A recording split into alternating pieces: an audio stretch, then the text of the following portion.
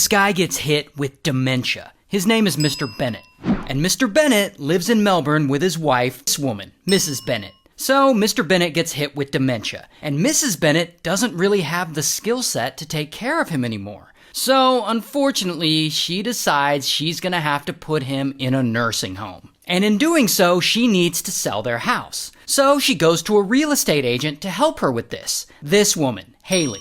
So she asks Haley to help sell their home, and Haley's like, yeah, I'll help. And she gets right to work. She sets it all up, she lists their house on the market. But then, over time, Haley, she starts helping them with things outside of selling their home. Like, they're trying to pick out a nursing home for Mr. Bennett, so she's like driving them around to different nursing homes to help them make a decision. And this is a huge benefit to the Bennetts because they don't have any other family around, so they really appreciate what Haley's doing for them. But then, Haley starts to get a little greedy. Whatever money she was gonna make helping them sell their house, I guess it isn't enough. Because one day, Haley goes to them and she offers to help them with something beyond real estate. She wants to help them manage their day-to-day finances. And the Bennetts, they can't keep up with all this accounting and paying bills, so they're like, all right. And that is when, unfortunately, Mrs. Bennett hands power of attorney over their finances over to Haley. So, what does Haley do? Well, she accesses the couple's internet banking, and she adds their debit card to her phone wallet. And then she starts spending.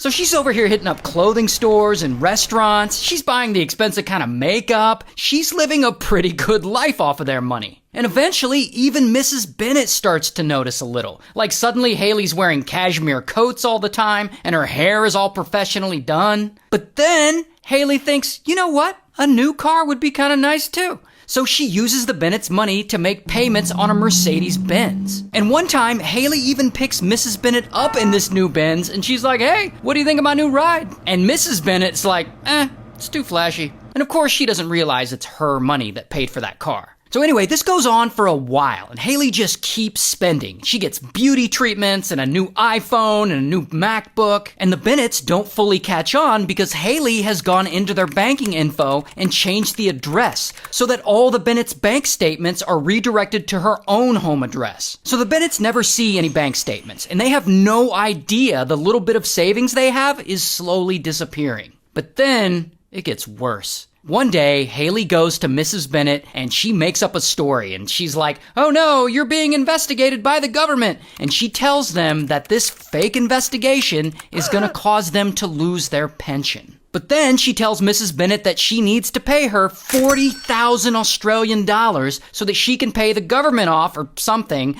to save them from losing their pensions. And of course, Mrs. Bennett is scared, like she doesn't want to lose her pension. So she's like, sure, whatever you need to do to help us get out of this. Here's $40,000. And so this scam keeps going on for over a year. Haley takes money from the Bennett's bank account and she just buys herself whatever she wants. Real estate agents be shady like that sometimes.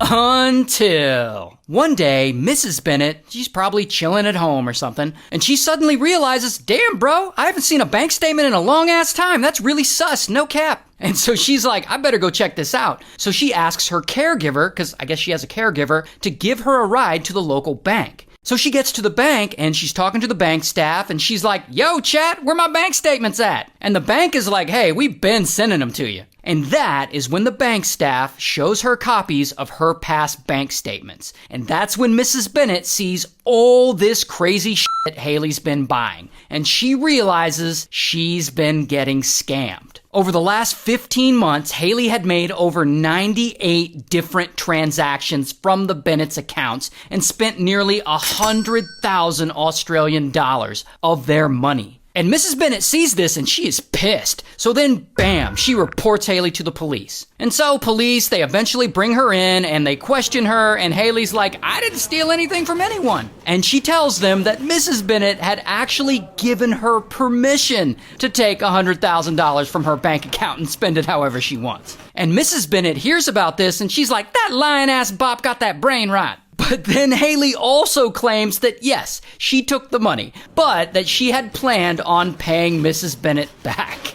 Sure, Haley. Anyway, Haley gets charged and she takes a plea deal, and surprisingly, she only gets 3 months in jail and she's ordered to repay the money she stole. Now, she hasn't gone to jail yet because the case is currently in appeal. And on top of all that, even though Haley left her original real estate agency, she's allegedly still out there, she's still working as a real estate agent, and she's still selling houses to people. Anyway, here's what she looks like in real life.